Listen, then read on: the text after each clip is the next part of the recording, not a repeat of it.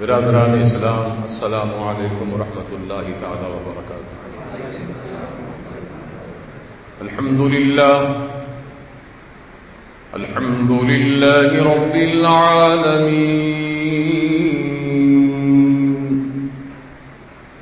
والصلاة والسلام على سيدنا سيد المرسلين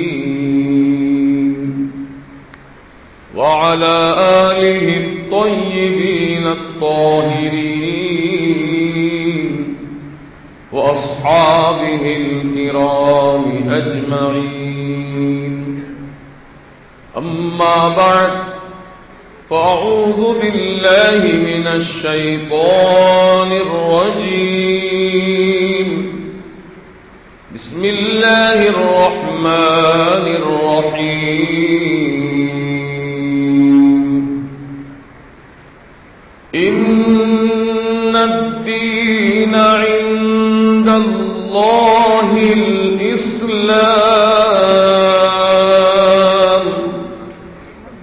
صدق الله العظيم، وبلغنا رسوله النبي المتين الأمين الكريم۔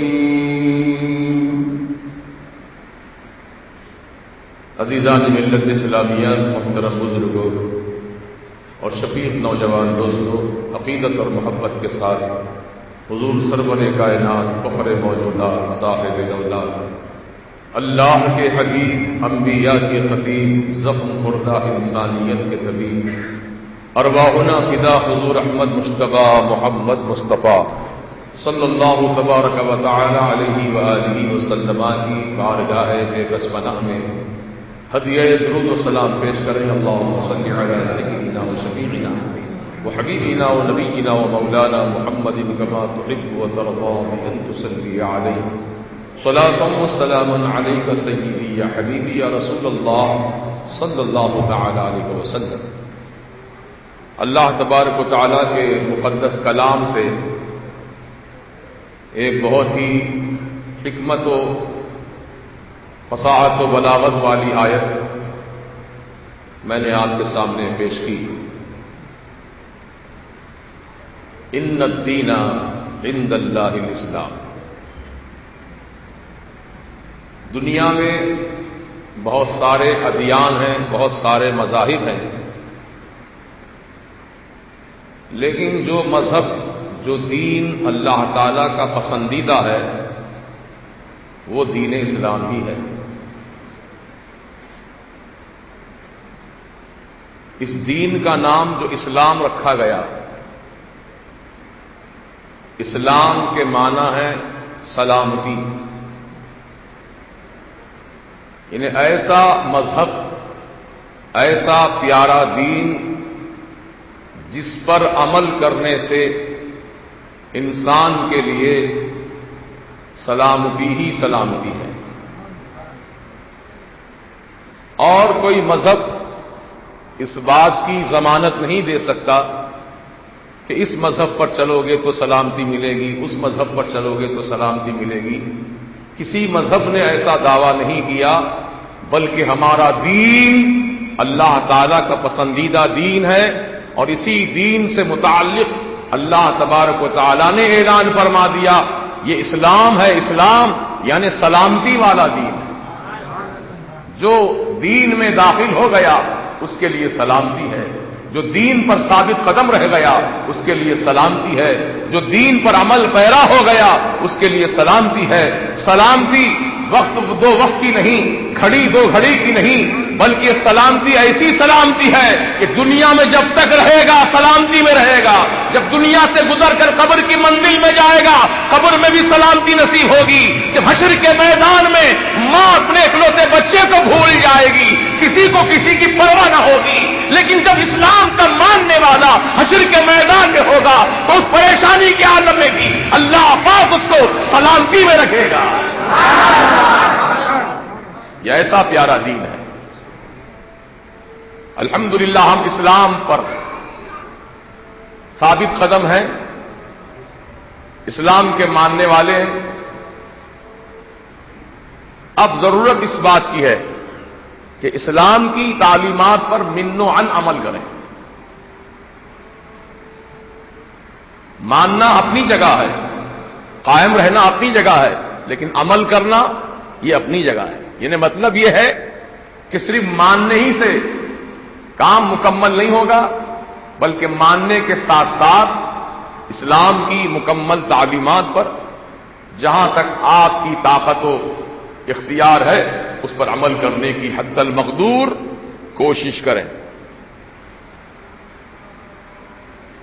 کیونکہ ہم لوگ بہت ساری باتوں میں، بہت سارے کاموں میں اسلام کی کیا مرضی ہے، اسلام کی کیا تعلیم ہے، اس کو ہم نہیں دیکھتے، بلکہ اپنی طرف سے فیصلہ کر لیتے ہیں کہ ایسا کرنا چاہیے، ایسا کرنے سے یہ کام اچھا ہوگا، ویسا کرنا چاہیے، ویسا کرنے سے کام اچھا ہوگا۔ نہیں، ہمارے آپ کے معلومات ناقص ہیں، ہمارے آپ کے تجربات ادھورے ہیں، لیکن جو فرمان اللہ نے ہم کو سنا دیا، اللہ کے پیارے حبیب نے ارشاد فرما دیا، اس فرمان عالی شان پر اب تجربتاً عمل کرنا نہیں ہے، آزمانے کے لیے عمل کرنا نہیں ہے، بلکہ یقین کامل کے ساتھ عمل کرنا ہے اس بات پر کہ اس پر عمل کرنے سے میرا مقدر کامیابی ہوگی،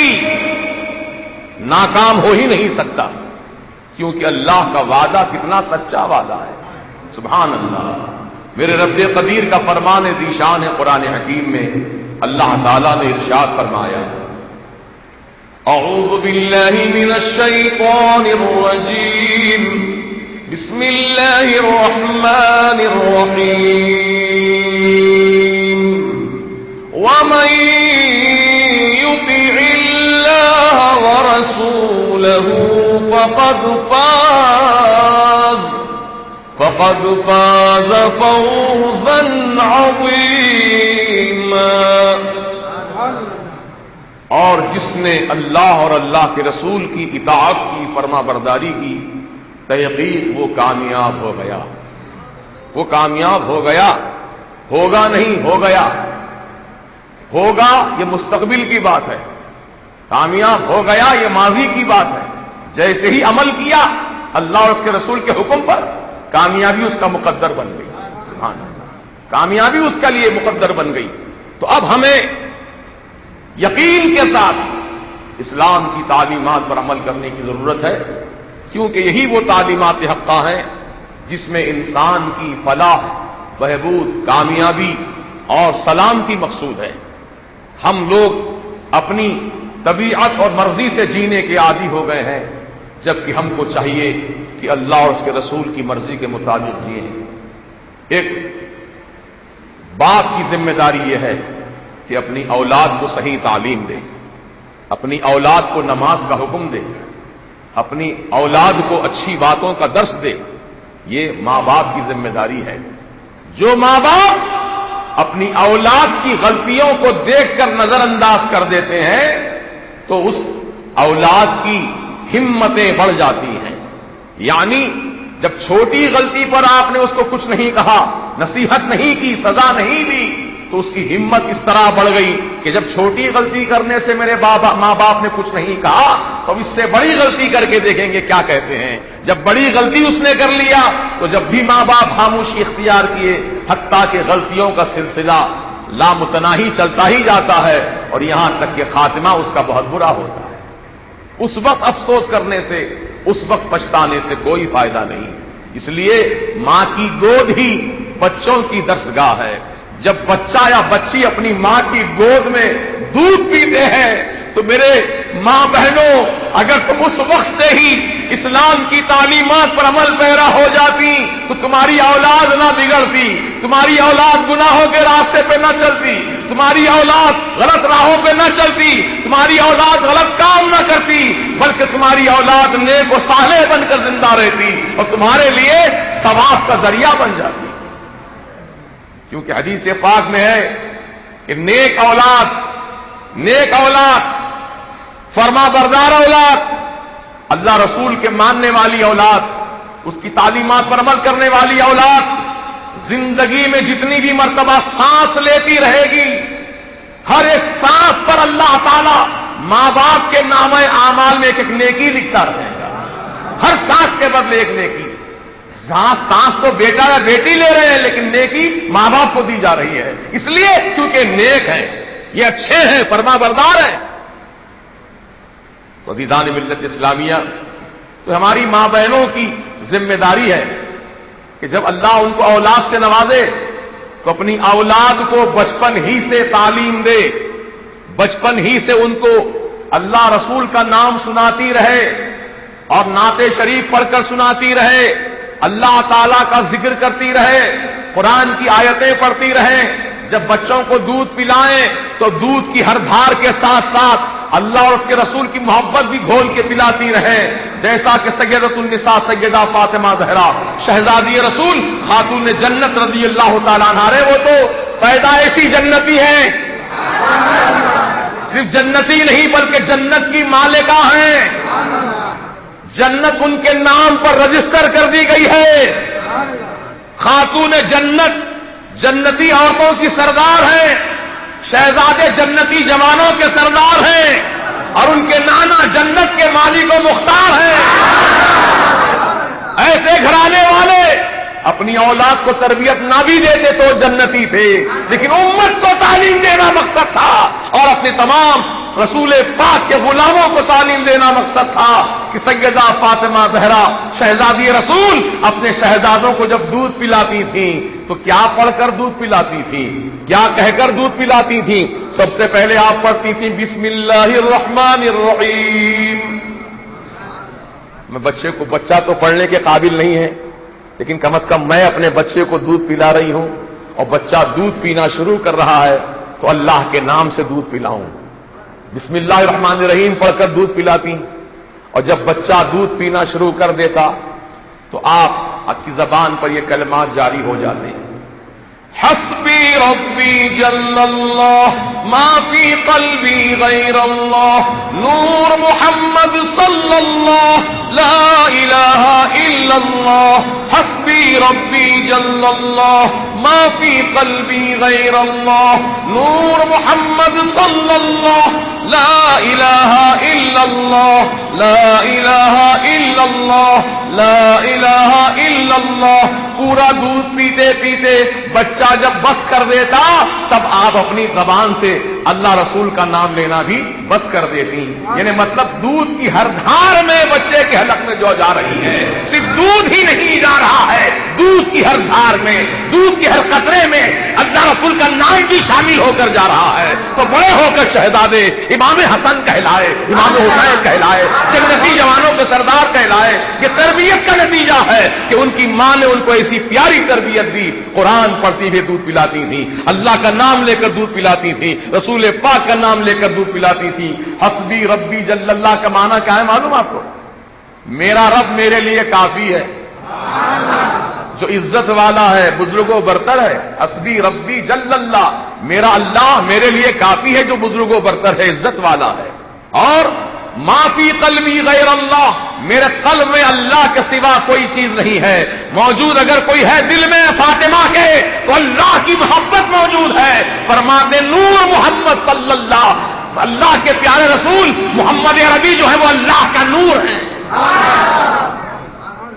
یہ وہابی بدعقیدہ تبلیغی وہابی نجدی جتنے ہیں سب اللہ کے رسول کو اللہ کا نور نہیں مانتی ہیں، جبکہ سیدہ فاطمہ زہرا کا عقیدہ یہ نور محمد صلی اللہ محمد عربی صلی اللہ علیہ وسلم اللہ کا نور ہے، اللہ کا نور مانتی تھی سیدہ فاطمہ زہرا، اور تم کہہ رہے ہو رسول کو اپنی طرح بشر، تو تمہارے عقیدے میں اور فاطمہ زہرا کے عقیدے میں کتنا بڑا فرق ہے۔ اس فرق کو مٹاؤ، اس فرق کو دور کرو، اور رسول پاک کو اللہ کا نور مانو، پھر دیکھو اللہ پاک تم کو بھی رسول کے نور ماننے کے صدقے میں تمہارا قلب بھی نورانی بنا دے گا، تمہاری شکل بھی نورانی بنا دے گا۔ جو رسول کو نور مانتے ہیں، نور والے آقا سے اپنا تعلق مضبوط کرتے ہیں، وہ نورانی ہو جاتے ہیں، وہ نورانی ہو جاتے ہیں قسم خدا کی۔ اسی لیے تو میرے اعلی حضرت نے فرمایا چمک تجھ سے پاتے ہیں سب پانے والے، نور سب پاتے ہیں، نور پاتے ہیں سب پانے والے، چمک تجھ سے پاتے ہیں سب پانے والے، میرا دل بھی چمکا دے چمکانے والے۔ تو رسول اعظم علیہ السلام نہ صرف چمکتے ہیں بلکہ چمکاتے بھی ہیں۔ نہ صرف چمکتے ہیں بلکہ چمکاتے ہیں. اچھا سورج بھی چمکاتا ہے, چمکتا بھی ہے چمکاتا بھی ہے, لیکن سورج میں اتنی خوبی نہیں ہے, سورج میں اتنا کمال نہیں ہے کہ اندر کی چیز کو چمکائے. وہ باہر چمکاتا ہے, جو اس کی دھوپ میں رہے گا وہ چمکے گا, اندر کی چیز نہیں چمکے گی. لیکن رسول پاک اللہ کا ایسا نور کہ سرکار ظاہر کو بھی چمکاتے ہیں اور اندر کی بھی چیز کو چمکاتے ہیں. اندر کیا ہے ہمارے دل, حضور کی روشنی دل میں آتی ہے ہمارے, تو دل بھی روشن ہو جاتا ہے, اس روشنی سے چہرہ بھی نور منور ہو جاتا ہے. تو سرکار ایسے نورانی ہیں کہ اندر بھی چمکاتے ہیں باہر بھی چمکاتے ہیں. تو اس لیے رسول پاک علیہ السلام سے اپنی غلامی کا رشتہ مضبوط کرو. اور ہماری ماں بہنوں سے میری گزارش ہے جو میری آواز سن رہی ہیں, خدا را وہ جب بھی اپنے بچوں کی پرورش کریں بچوں کے سامنے اللہ رسول کا نام لیتی رہیں, اللہ رسول کا ذکر کرتی رہیں, خود سرکار کا نام سنے تو انگوٹھے چوم کر آنکھوں سے لگاتی رہیں, صلی اللہ تعالی علیہ وسلم پڑھتی رہیں, تو انشاءاللہ تمہارا دیکھا دیکھی بچے بھی ایسا ہی کرنا شروع کریں گے. بچوں کے دل میں بھی سرکار کے نام سے محبت پیدا ہوگی, بچوں کے دل میں بھی سرکار مدینہ علیہ السلام کا عشق پیدا ہوگا. تمہارے عمل سے بچوں کا کردار صحیح ہوتا جائے گا. لہذا ماں اور باپ جتنے باصلاحیت ہوں گے اور جتنے عاشق رسول ہوں گے انشاءاللہ ان کی اولاد بھی اپنے ماں باپ کی تربیت میں ویسے ہی عشق رسول حاصل کریں گے. گناہگار ہونا اور بات ہے, عشق رسول حاصل کرنا اور بات ہے. عشق رسول دل میں ہے لیکن پھر گناہ کر لیا تو عشق رسول کے صدقے میں گناہ بخشے جائیں گے, عشق رسول کے صدقے میں گناہ بخشے جائیں گے. اسی لیے تو میرے اعلیٰ حضرت نے فرمایا اے عشق تیرے صدقے, اے عشق تیرے صدقے جلنے سے چھوٹے سستے, جلنے سے جہنم کی آگ میں جلنے سے سستے میں چھوٹ گئے ہم لوگ. کیوں سستے میں کیسا چھوٹے؟ فرماتے ہیں اعلیٰ حضرت اے عشق تیرے صدقے جلنے سے چھوٹے سستے, جو آگ بجھا دے گی وہ آگ لگائی ہے. یعنی دل میں جو عشق مصطفیٰ کی آگ جس کے دل میں جل رہی ہے, قسم خدا کی عشق مصطفیٰ کی آگ جہنم کی آگ کو بجھا دے گی. یہ ایسی آگ ہے عشق مصطفیٰ کی آگ. تو دل میں اپنے اور اپنی اولاد کے دل میں عشق مصطفیٰ کی آگ جلاؤ. یہ ماں باپ کی ذمہ داری ہے کہ ان کے سامنے اللہ رسول کی محبت والی باتیں کرتے رہیں. انشاءاللہ ایک نہ ایک دن تو اس کے دل میں خوف خدا بھی پیدا ہوگا, محبت رسول بھی پیدا ہوگی انشاءاللہ, اور وہ اولاد تمہارے لیے نجات کا ذریعہ بن جائے گی, تمہارے لیے نجات کا ذریعہ بن جائے گی. یعنی ماں باپ کی نجات اولاد کی وجہ سے ہو جائے گی. اس طریقے سے بچوں کی تعلیم تربیت دینی چاہیے. پیدا کر دیے بچوں کو, چھوڑ دیے ان کے حال پر. کوئی آوارہ گرد بن گیا, کوئی پینے کھانے والا بن گیا, کوئی جبے باز بن گیا, کوئی سٹے باز بن گیا, کوئی چور اچکا بن گیا, کوئی ڈاکو لٹیرا بن گیا. یہ سب کیا ہے؟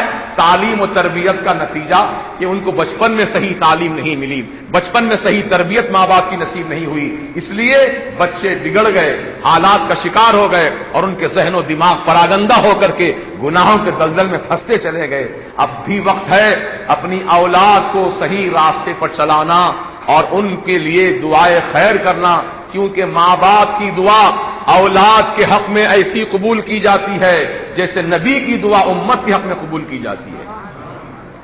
ماں باپ مایوس نہ ہو اپنی اولاد سے, ان کو مسلسل سمجھاتے رہیں, مسلسل بتاتے رہیں. انشاءاللہ ایک نہ ایک دن اللہ پاک ان کو ہدایت عطا فرما دے گا, کیونکہ ہدایت کا دینا اللہ کا کام ہے. اپنا کام کوشش کرنا ہے, ہدایت دینا اللہ کا کام ہے. السعی منی والاتمام من اللہ, کوشش کرنا میرا کام ہے, پورا کرنا اللہ کا کام ہے. ہم کوشش ہی نہیں کر رہے ہیں اور اللہ پہ ڈھکیل رہے ہیں, اللہ توفیق نہیں دیا اس کو. ارے تم کوشش کیا کیے اس کو اللہ کی توفیق پانے کے لیے, تمہارا کام تم کرو, اللہ پاک اپنی ذمہ داری پوری فرمائے گا. تمہارا کام ہے اپنے مولا کی فرما برداری کرنا اور پالنا پوسنا, تمہیں رزق دینا روٹی دینا, یہ اللہ کا کام ہے. وما من دابۃ فی الارض الا علی اللہ رزقها, یعنی کوئی جاندار چیز دنیا میں ایسی نہیں ہے جس کی روزی اللہ کے ذمہ نہ ہو. روزی دینا اللہ کی ذمہ داری ہے, بندگی کرنا بندے کی ذمہ داری ہے. تم اپنی ذمہ داری پوری کرو, اللہ پاک اپنے کرم سے تم کو نوازتا رہے گا. عزیزان ملت, یہ وقت ہے سدھرنے سنورنے کا, کیونکہ دنیا دوڑ رہی ہے, دنیا بھاگ رہی ہے, وقت بڑی تیزی کے ساتھ گزرتا جا رہا ہے. دیکھتے دیکھتے صبح ہوئی, دیکھتے دیکھتے دوپہر ہو گئی, دیکھتے دیکھتے سورج غروب ہو گیا، یعنی ایک دن نکل گیا، رات شروع ہو گئی، دیکھتے دیکھتے پھر صبح ہو گئی. اس طریقے سے زندگی کے ایام ہمارے روز کم ہوتے جا رہے ہیں، ایک ایک لمحہ کم ہوتا جا رہا ہے، ایک ایک پل ہماری زندگی کا کم ہوتا جا رہا ہے، اور ہم ہیں کہ خواب غفلت میں پڑے ہیں اور یہ سمجھتے ہیں کہ بھی زندگی بہت بڑی ہے. زندگی ارے پتہ نہیں کب کیا ہو جائے کسی کو، کب پتہ نہیں کس کے ساتھ کیا معاملہ پیش آ جائے. اس لیے ہر لمحے کو آخری لمحہ سمجھو، ہر پل کو آخری پل سمجھو زندگی کا، اور کچھ نیکیاں کما لو تاکہ مرنے کے بعد قبر میں وہ نیکیاں تمہارے کام آ جائیں، حشر کے میدان میں وہ نیکیاں تمہارے کام آ جائیں. اللہ تعالیٰ یقیناً اپنے بندوں پر بڑا مہربان ہے. واللہ یدعو الی دار السلام، اللہ تعالیٰ تمہیں سلامتی کی طرف بلاتا ہے. اللہ تمہیں کہاں بلاتا ہے؟ سلامتی میں بلاتا. آؤ میرے بندو سلامتی میں آ جاؤ، آؤ میرے بندو سلامتی میں آ جاؤ. پھر میرے سرکار کیا فرماتے ہیں؟ ہلم الیہ ہلم الیہ، آجا میری طرف، آجا میری طرف آجا. اللہ سلامتی میں بلا رہا، رسول اپنی طرف بلا رہے ہیں، تو بندہ چلا جائے ان کے حوالے ہو جائے. پھر دیکھو کیسی سلامتی ملتی ہے. اللہ تعالیٰ ہر بندہ مومن کو توفیق رفیق عطا فرمائے. اور ماں باپ کے فرما بردار بن کر جیو، ماں باپ کی فرما برداری کرو، ان کی خدمت کر کے عظمت پاؤ، ان کی خدمت کر کے دعائیں لو، کیونکہ ان کی دعاؤں سے تقدیر بدل جاتی ہے. ان کی دعاؤں سے تقدیر بدل جاتی ہے. ماں باپ کو تم تکلیف نہ پہنچاؤ، ماں باپ کو دکھ نہ پہنچاؤ، ماں باپ کی بے عزتی کا ذریعہ نہ بنو، ماں باپ کو تم آرام پہنچاؤ، ماں باپ کی خدمت کرو، اپنے ہاتھوں سے کھلاؤ، اپنے ہاتھوں سے ان کے ہاتھ پاؤں دباؤ، ان کے سر پہ تیل لگاؤ، اپنے ہاتھوں سے ان کی خدمت کرو، کما کے لاؤ، ان کو کھلاؤ بٹھا کر کے. یہ اولاد کی ذمہ داری ہے. وہ بوڑھے ہو گئے ہیں، اپنا بچپنا یاد کرو. جب تم چھوٹے تھے تم کو ماں باپ یہ نہیں بولے جاؤ کما کے لاؤ، بلکہ ماں باپ خود محنت مزدوری کر کے تکلیفیں اٹھا کر تم کو پالے، تم کو کھلائے پلائے، کپڑا پہنائے، تمہاری تعلیم تربیت کا انتظام کیے ماں باپ. اب وہ ماں باپ محنت کرتے کرتے ان کی ہڈیاں کمزور پڑ گئیں، ان کا جسم میں سے طاقت دور ہو گئی، اب وہ کمزور ہو گئے، ناتوان ہو گئے. اب اولاد جوان ہو گئی، تو اولاد اپنا بچپنا یاد کرے. جب میں چھوٹا تھا تو میرے ماں باپ مجھ کو کھلانے کی بات نہیں کرتے تھے بلکہ مجھ کو کھلاتے تھے، اور اب ماں باپ کمزور ہو گئے، میں طاقتور ہو گیا ہوں، تو اپنے ماں باپ کو بٹھا کر آرام سے میں کھلاؤں گا. یہ نیت دل میں رکھے، انشاءاللہ اللہ پاک بھی تمہاری نیت کے مطابق تم کو روٹی روزی سے مالا مال کرتا رہے گا. اللہ تعالیٰ کی شان کیا ہے معلوم آپ کو؟ اللہ اکبر، اللہ اکبر. اللہ یرزق من یشاء بغیر حساب، اللہ جسے چاہتا ہے بغیر حساب کے عطا فرماتا ہے، بغیر حساب کے دیتا ہے. اتنا ہی دیتا ہے کہ آپ گن بھی نہیں سکتے کتنی دولت میرے پاس پڑی ہے. اتنا دیتا ہے اللہ تعالیٰ. جب دینے پر آ جائے تو اتنا دیتا ہے. اور اللہ تعالیٰ جو دینے پر قادر ہے وہ واپس لینے پر بھی قادر ہے. تم فرما برداری کرتے رہو، اللہ اور نوازتا رہے گا. اگر نافرمانی کرو گے، پیسے کو غلط کاموں میں خرچ کرو گے، بیان باجا بجاؤ گے، شادی میں ہجڑوں کو لا کر نچاؤ گے، تو یاد رکھو دولت تمہارے لیے وبال جان بن جائے گی، اور اللہ پاک وہ دولت تمہارے پاس سے چھین لے گا، دور کر لے گا دولت. تم پھر کوڑی کوڑی کے محتاج ہو جاؤ گے. کہاں چلے گیا تمہارا ذہن؟ کہاں چلے گی تمہاری فکر؟ ہاں، لوگ کہتے ہیں گھر کی آخری شادی ہے، آرزو ارمان پورے کریں گے. آرزو ارمان اس طرح پورے کیے جاتے ہیں. بچے کی شادی ہو رہی تو جلسہ میلاد النبی سجاؤ، بچے کی شادی ہو رہی تو تم سرکار مدینہ علیہ السلام کی نعت کی محفل سجاؤ، اس سے شادی کی شروعات کرو. دیکھو شادی کیسی بابرکت ہوتی ہے، وہ شادی کتنی کامیاب ہوتی ہے. اور جو ڈھول تاشے بجا کر ڈی جے ساؤنڈ پر ناچ گانا کر کے اور تین قسم کے باجے بجا کر چاہتے ہیں کہ ہم شادی میں خوشی حاصل کر رہے ہیں، قسم اللہ پاک کی، قسم رسول پاک کی، ایسی شادی ناکام و نامراد ہے. وہ رشتے قائم رہنے والے نہیں ہیں، وہ رشتے جلد ٹوٹ جاتے ہیں، بکھر جاتے ہیں. اللہ کی مار پڑتی ہے ان کے اوپر جو حرام کاموں سے اپنے جائز کاموں کی ابتدا کرتے ہیں. اللہ تعالی ہم سب کو توفیق دے کہ اپنی شادی بیاہ کریں، ضرور کریں، کیونکہ شادی کرنا میرے آقا کی سنت ہے، اللہ کا حکم ہے. لیکن ایسی شادی کریں کہ شادی میں فقط اللہ رسول کا نام گونجتا رہے، شادی کی تقریب میں اللہ رسول کا نام گونجتا رہے. ایسے ہی کمینے قسم کے لوگ دنیا میں رہتے ہیں کہ محفل نعت کا انتظام کیا گیا تو لڑکے کا باپ کہنے لگا یہ کیا تماشا ہو رہا ہے، سب بند کریے اس کو، نعت خوانی کو کہا بند کریے اس کو. اللہ اکبر. تو ایسے ناپکار لوگ بھی دنیا میں رہتے ہیں جو نعت کی آواز انہیں پسند نہیں آتی ہے. ہاں ڈھول تاشے کی آواز پہ تھرکتے رہتے ہیں. اب ان کا حشر کیا ہوگا؟ کیا حشر ہوگا ان کا؟ سوچئے. کہ یہ اللہ تعالیٰ کی رضا پائیں گے؟ کیا اللہ کی رحمت نصیب ہوگی ان کو، ایسے لوگوں کو جو سرکار کی نعت سننا پسند نہیں کرتے؟ اللہ اکبر. اللہ تعالیٰ یقیناً ان کو عذاب علیم میں گرفتار کرے گا. ان قریب وہ خدا کے قہر میں گرفتار ہوں گے. ان کی دنیا بھی برباد ہوگی، آخرت بھی برباد ہوگی. جو رسول پاک سے محبت کرتے ہیں اپنے آقا کا ذکر سننے میں ان کو بڑا لطف حاصل ہوتا ہے. میرے اعلیٰ حضرت فرماتے ہیں، کسی نے پوچھا تھا میرے اعلیٰ حضرت سے، حضور سرکار کی محبت بڑھانا ہو، سرکار کا عشق بڑھانا ہو تو ہم کیا کریں، کون سا طریقہ استعمال کریں؟ تو میرے اعلیٰ حضرت نے فرمایا نعت مصطفیٰ پڑھا کرو، نعت رسول پڑھا کرو، عشق رسول میں اضافہ ہوتا جائے گا. سبحان اللہ. اب ان کو عشق کیا ہے نہیں معلوم. ان کو دنیا کی محبت چڑھی ہوئی ہے، دولت کی محبت چڑھی ہے، اولاد کی محبت چڑھی ہے، رسول کی محبت کا مزہ نہیں پائے ہیں، اس لیے ایسی بات کرتے ہیں. اگر لذت عشق مصطفیٰ ان کے سینے میں ذرا بھی ہوتا تو قسم خدا کی یہ دنیا داری کی بات نہ کرتے بلکہ اللہ رسولی کی بات کرتے.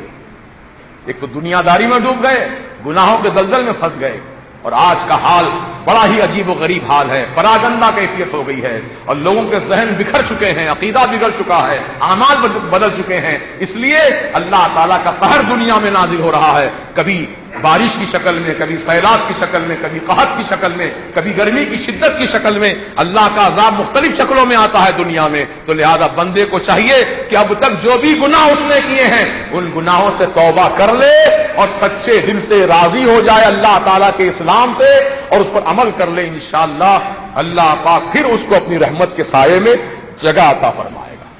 اللہ پاک مجھ بولنے والے کو، آپ تمام سننے والوں کو عمل کی توفیق رشید عطا فرمائے. وآخر دعوانا ان الحمدللہ رب العالمین. ایک کچھ دعائیں کرنی ہیں. ایک دعا تو ہمارے محمد محمد رضا زبیر کی دادی ساس، جن کی عمر تقریباً 100 سال کی ہو چکی ہے، اب وہ بیمار ہیں. اللہ پاک ان کو صحت و عافیت تندرستی عطا فرمائے. اور دوسری دعا ہے محمد شریف الدین اقبال صاحب، جن کے پیروں کا آپریشن ہوا ہے. پروردگار عالم ان کو بھی صحت کاملہ شفا عاجلہ عطا فرما دے.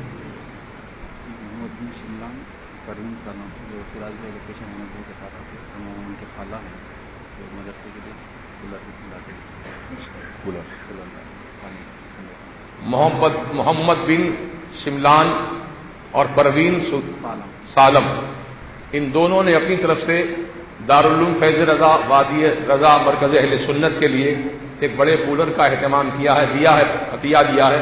اللہ پاک ان دونوں کو بہترین جزا عطا فرمائے اور اللہ ان کی کمائی میں صحت و عافیت میں خوب ترقیاں عطا فرمائے. الیکٹریشین احمد بھائی جنہوں نے اس مسجد کے پورے الیکٹرک کا کام کیا فری میں بغیر کسی معاوضے کے، اور تمام ہمارے سراج بھائی، یہ دونوں حضرات نے بھی اس عطیے میں بڑا تعاون کیا ہے. اللہ تعالیٰ ان حضرات کو بھی بہترین جزا عطا فرما کر دارین کی کامیابیاں نصیب فرمائے. آمین بجاہ سید المرسلین. سید طاہرہ کہاں ہے؟ اس میں سید طاہر لکھا ہوا ہے. لکھتے ہیں تو کم از کم نام صحیح لکھ کر دیں مجھے، جو لکھا ہوا ہے وہی تو پڑھوں گا میں. سید طاہرہ ہے، سیدہ طاہرہ. اللہ تعالیٰ ان کو بھی شفا کاملہ عطا فرمائے. اور شیخ ندیم باہر جانا چاہتے ہیں، اللہ تعالیٰ ان کے لیے باہر جانے کا انتظام فرما دے. اور سید فرحان علی جو پریشان ہیں، اللہ تعالیٰ سید فرحان علی کو صحت و عافیت تندرستی کے ساتھ راحت و رحمت عطا فرمائے اور اللہ تعالیٰ ان کی پریشانیاں دفع فرما دے. اور ان کی شریک حیات کے لیے بھی دعا کے لیے فرمائے ہیں. اللہ تعالیٰ ان کی شریک حیات کو بھی اللہ تعالیٰ رحمت و برکت عطا فرمائے. آمین بجاہ سید المرسلین یا رب العالمین والحمدللہ رب العالمین. جو حضرات سنت نے ادا کی ہیں سنت ادا کر لیں. اور انشاءاللہ آئندہ سے، کیونکہ گرمی کا موسم میں نے بتایا تھا، نماز اس لیے ہم جلدی قائم کر رہے ہیں، آپ لوگ سنت ادا فرمائیں.